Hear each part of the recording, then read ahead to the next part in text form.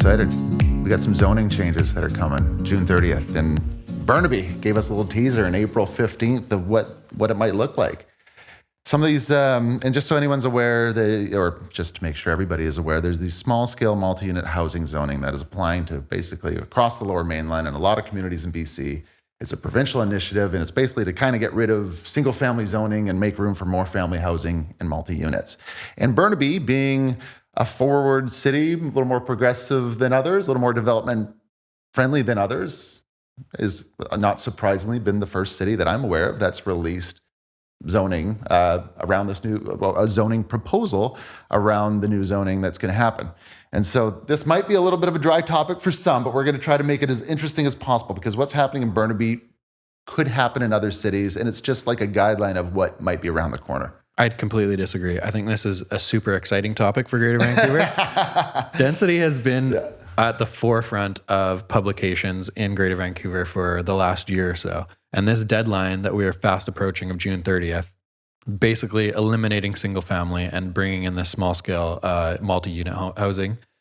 Burnaby is one of the first, I think maybe the first, to formally release this. So we've done podcasts in the past talking about like what we think this is going to look like, and it's all just speculation on what EB has announced and what the kind of informal guidelines are. So it's really interesting for me, maybe for you real estate nerds out there too, to actually have it formally put down and then you can start visualizing what these communities are going to kind of look like in the next decade kind of thing. But let's summarize and kind of chat it out. Before we go into my summary, I think I should share the process of getting to the summary. So we live in a great world, Denny, and ChatGPT is a very helpful product. So I asked ChatGPT, what cities are kind of releasing new density around the small scale multi-unit housing or have updated density? And ChatGPT told me Burnaby was, North Vancouver, and it gave me Fernie as a third. But long story short, I didn't have time to look at every city hall, every council meeting to find out exactly which cities are outlining things, but Burnaby did a good job of making it clear. And also, in the realm of ChatGPT, you can take a PDF of a council meeting, convert it to a Word document, cut all those words out, put it in ChatGPT, and ask it to summarize the highlights of it for you. So that's what you sent exactly what I did. Let's go over the highlights of what these zoning changes are coming. So the big thing is small-scale multi-unit housing. Zoning, Burnaby, like many other cities, has a lot of R zones. So RS1, RS5, RS3. Burnaby has 12 R zones. And these R zones are residential zones. It's residential zoning. And, coming into looking at zoning in today's world, it makes no sense. So I think the way that you get to 12 zones is just by giving different neighborhoods, different pockets, different buildable areas based on community feedback, public hearings over decades and decades of development. New West has multiple R zones. Burnaby has multiple. Every city has a lot of them. And this new zoning is basically allowing all these cities to kind of consolidate all their zoning into one. So Burnaby's going from 12 different R zones that all have different rules into one consolidated residential zone. So all in all, like the benefit of the change is one, simplified zoning, more consistency there.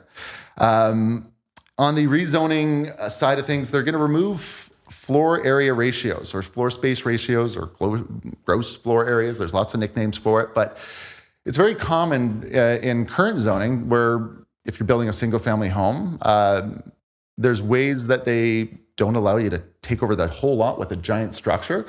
An often one in New West and Burnaby is the floor space ratio and different lingo for it, but say RS1 zoning in New Westminster. You can build 50% of the lot size. So if you have a 6,000 square foot lot and your floor space ratio is 0.5, you can do a 3,000 square foot home. In Burnaby, they have this R5 zoning that is pretty prominent that gets capped out at a floor space ratio of 3,982 square feet. Random number, it is what it is. But the new zoning is going to take that away. And what floor space ratio, the knock on floor space ratios, as a realtor, it's nice and simple to see, hey, you can build a 4,000 square foot home on this lot. But the reality is that's not planning for the future. So the knock on floor space ratios is it doesn't, really, if you're from an architectural perspective and a density perspective, all you should really care about is site coverage, height the height allowance. And when you do floor space ratios, you might incentivize people to not build, say, a basement or not build in a certain direction. And ultimately, it leads to wasted space. So the efficient build should not be limiting by floor space ratio. They should be limiting by height restrictions, site coverage, and those sort of things. And that's kind of where the focus is, which ultimately allows you to build a much bigger dwelling, which we'll get into. So, I mean, as an example, I'm going to give you, like I said, 3,982 square feet is a single family home R5 zoning today. Under this new zoning, and I'm going to bounce all over the place here, Denny, but we'll get into it. But you can do a lot more. Like, and by a lot more, it seems like it's like 4 to 5 times more. So if you do 6 units on a single family home, let's call it an 8,000 square foot lot in North Burnaby, it is capped off at a site coverage of 50%. They're talking about increasing the height restriction. They're not penalizing you for going into the basement. So under a same zoning yesterday, you could do a single family at 3,982. If you did 6 units and you took advantage of the height, the maximum height, which they're allowing for another story, which we're going to get into, they're not going to penalize you in basements. You max out everything. You can build, from my math, it's in the neighborhood of 14,000 square feet of buildable space. I mean, and it can range. And it's probably not going to, there's probably limitations and setbacks that will prevent you from getting to 14,000. But if you have a 8,000 square foot lot right now, R5 zoned, you build a 3,982 square foot home. Under this new zoning, you have an 8,000 square foot lot, you're allowed 50% site coverage. What's 50% of 8,000? 4,000. Right. You're allowed, they're talking about increasing the height to 12 meters from 9, which basically means instead of having 3-story homes, like 2 above, 1 basement, you can do 3 above ground, 1 basement. 50% site coverage. What's 4,000 on the main? You go same envelope below, 4,000 below. Same envelope, 1 floor above, 4,000 above. What are we at? 12,000. Let's assume that they're not going to have a straight box and that top floor is half the size of that footprint. Half of 4,002. That is how I get to 14,000 of buildable space under 6 units, under those criteria. Now, there's a lot of other things that can affect that, but let's be honest, there's lots that are larger than 8,000 square feet. There are many examples of Burnaby properties that aren't really constrained by their size, and the zoning allows up to 6 units in certain criteria, but you arguably could fit more on a government road property. So that's where the interest will come in, these 15,000 square foot lots in Government Road, well, will anyone be brave enough to be the first to do a multi-unit there? You might be able to sense the excitement, but also maybe a slight amount of shock with what we're kind of going through today. Because when we previously announced this, when EB had kind of formally come out and said everything's changing, you got till June 30th, we assumed that there would be some sort of buildable area capacity. Mm-hmm. Whether that is, double what it is. So 3,982, let's say 4,000 square feet, maybe that's double to 8,000 square feet. But working with the math, as long as you meet all the setbacks and requirement and height restrictions, going up to 14,000 square feet. Remember when we talked about these lots potentially not getting much of an increase in value because it's blanketed across Greater Vancouver? Mm. Going from 4,000 buildable to 14,000 buildable, that changes my opinion of that. 100%. I did some math on that, Denny. So let's assume it's not 14,000 square feet of buildable. Sure. Let's bring it down to 12 or 13. Sure. Well, let's go with 12. 12,000 square feet, 6 units, 2,000 square feet per unit. Yeah. Right. So if you buy a single family zone lot today in Burnaby, say you're paying $2 million for it, and you're building a single family home on it. Say you're building a 4,000 square foot home. Maybe you're spending $1.5 million on the build. Well, that might be a little bit low in today's standards. So let's call it $1.8 million on the build. So you buy a $2 million lot, you put $1.8 million on the build, you have a $3.8 million house in North Burnaby, new single family home. The difference with that moving forward is if you do 6 units at 2,000 square feet, you start getting into much higher construction costs. I don't know if you're going to use $300 a foot as your hard cost or $400 a foot, but at $300 a foot, that's $3.6 million in construction. At $400 a foot, it's $4.8 million in construction. It's double or more the construction cost to put up the dwelling. The sellout value, what do you think a 2,000 square foot townhouse or row house or sixplex might go for in North Burnaby? Like we were just Brand chatting new, nice about, design. Yeah, there's a lot of variables, but let's say roughly $900 to $1,000 a foot. Okay, so Round numbers, $1,000 a foot. That's a $2 million, 2,000 square foot townhouse in North Burnaby. Call it built by 2027. Yeah. That becomes a $12 million project when you have 6 units on a lot. So a single family, a North Burnaby R5 zone single family lot, when you put one single family home on it, your cost might be 3.8. You might have a $4 million home. But when you put 6 units on it at 2,000 and change a unit, you end up with a $12 million project. So that's triple the revenue potential of a single family home. It basically carves a path for the small developer, the small time builder. And I think at those price points, it's also going to put pressure on nice design. So my optimistic view is that the next decade, when we get through these high rates and the builders start buying again, and there's some precedent with projects like this, is I think we're going to see a lot of 3 to 6 unit projects that are going to financially make sense for builders to do. And a lot of spec builders that are building right now are taking on a lot of risk by doing a single family home build. Like when you do the math, there's not enough profit in it to justify the risk. You make your money often on market gain. But in these cases, it's a little bit more certain that you're going to have profit there because there's more buyers for a 2,000 square foot townhouse. It's less volatile. And I'm excited for the builders and the people that will get into this space. And that might be part of the reason why we're seeing areas like North Burnaby take off. Because you buy a $2 million home today and you can turn that into a $12 million project. Now, that has a lot of financing and equity requirements that come with it. So I don't think this city is going to be a construction site overnight. I think when you do the math, you know how much money you need to do this and how much the banks will fund and how much you have to come up with. It's not going to be within reach for everybody. It's just that right now, it's like you build a single family home or you go out to Langley do townhouses or you do an apartment, and the jump from single family to multifamily is so massive. But it fills that in-between space a little bit for builders. So yeah, I mean, from a development side, a lot more development potentially coming through on these homes. So I want to give the key highlights to the zoning changes before we get on too many of these tangents. The all thing is, so I said we're consolidating all these R zones into one. We're getting away from floor space ratio into just site coverage and height and a looser height restriction. Transit-oriented development areas, which are within 400 meters of a SkyTrain station, no parking requirements. Within 400 to 800 meters, it's going to be 0.5 spaces per unit dwelling, so lowered parking requirements. So less parking requirements if you're within 800 meters and no parking requirements within 4. Still doesn't mean all developers will just not include parking, because if you ask me today, should you have a parking stall at 400 meters away from a SkyTrain station in Burnaby? I'd say yes. Yeah. It's going to be hard to sell if you don't. Family-oriented housing. So it encourages larger family-size units. It mandates basically a minimum 3 bedrooms if you do a certain amount of units, which we'll get into. Streamlined approval process removes the uncertain public hearing feedback that developers are so terrified of.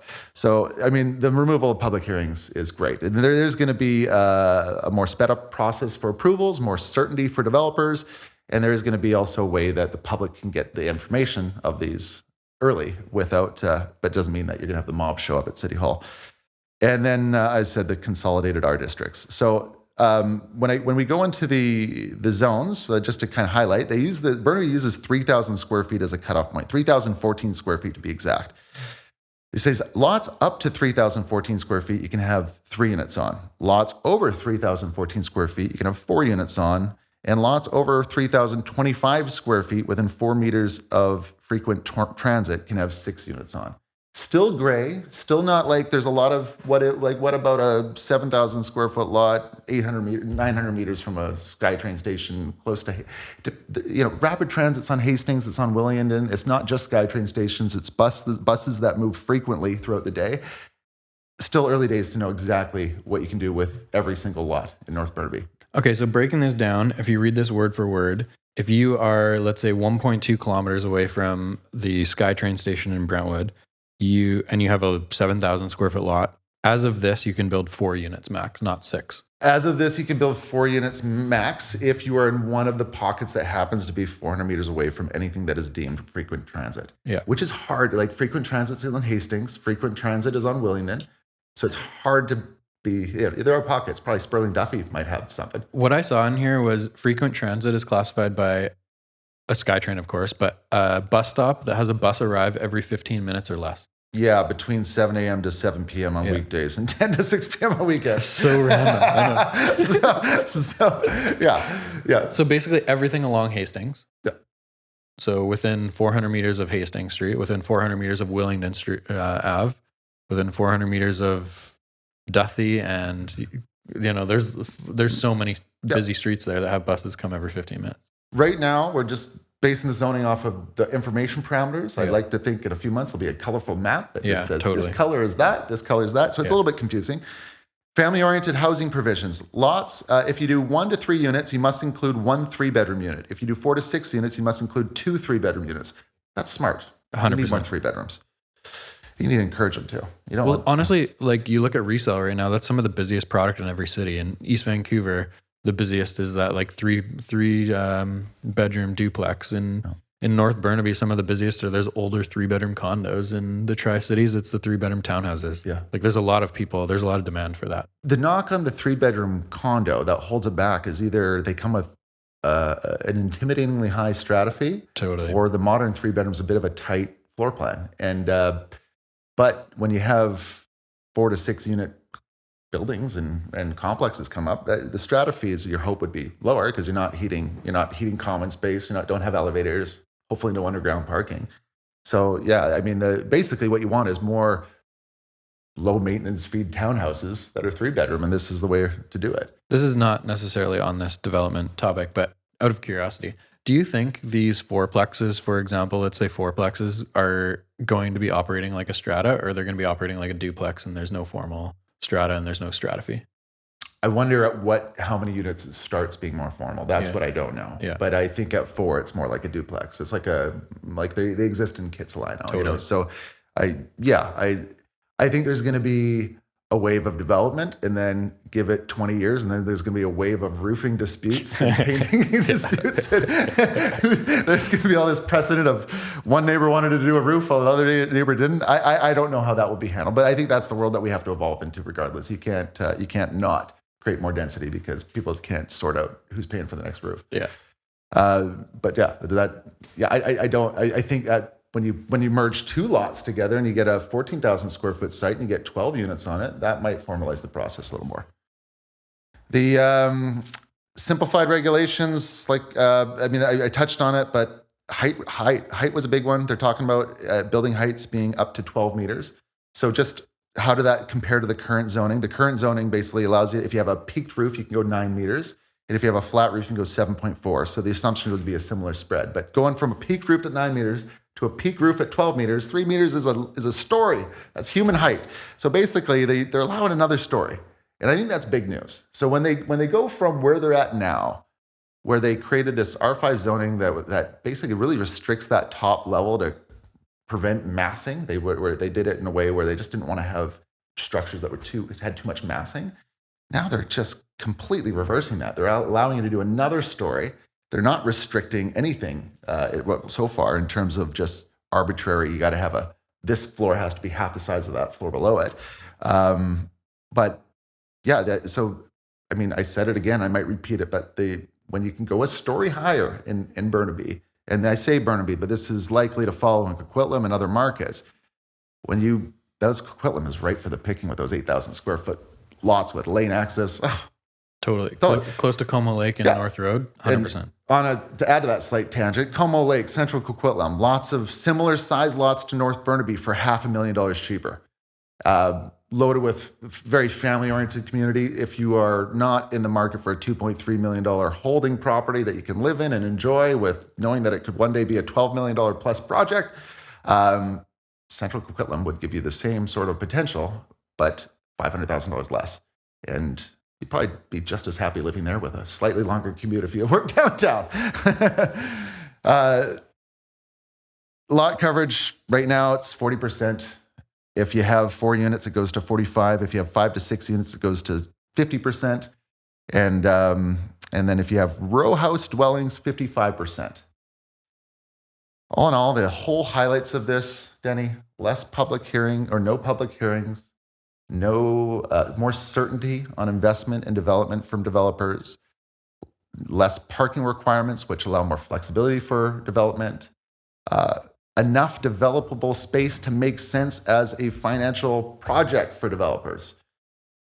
You can't make money. It's too risky to make money building single-family homes in this city. When you look at the ones that do make money, it's often on market gain. Our transaction costs are too high. The risks are too high. The moment you can turn single-family into 4 units, 6 units, that changes things. This is a good time to buy and hold. This is a good time for the builder to look for something with good access in North Burnaby or Whitlam, around transit. Lane access helps, end units help. Anything that allows multi-units to come in and out of that property, I think, is a good long-term hold. To me, that was to me that was one of the most exciting podcasts we've ever done, Jamie. I don't know why you started this saying this is not going to be interesting. It'll be interesting to see other municipalities follow, and if they're going to just kind of like template this, and it's going to be pretty similar throughout Greater Vancouver, or if there's going to be nuances throughout. I guess EB didn't really give them much choice. Basically said it kind of has to look like this. It's just, are other cities going to have things like floor space ratios? To be announced. Yeah. And there's a lot of fluffy documents out there that don't give you any goods, that are just talking about the changes coming, that don't tell you what the changes are, talk about the process to get there, don't give you, and my hope is that I actually think that after June 30th, there's going to be cities that don't have their new zoning out and on display and easy to, read and understand, but I hope to be proven wrong. I just don't know. From looking at the past, it's hard to fathom this much change this quickly. I'm excited for the future. Small time builder. We'll leave it at that.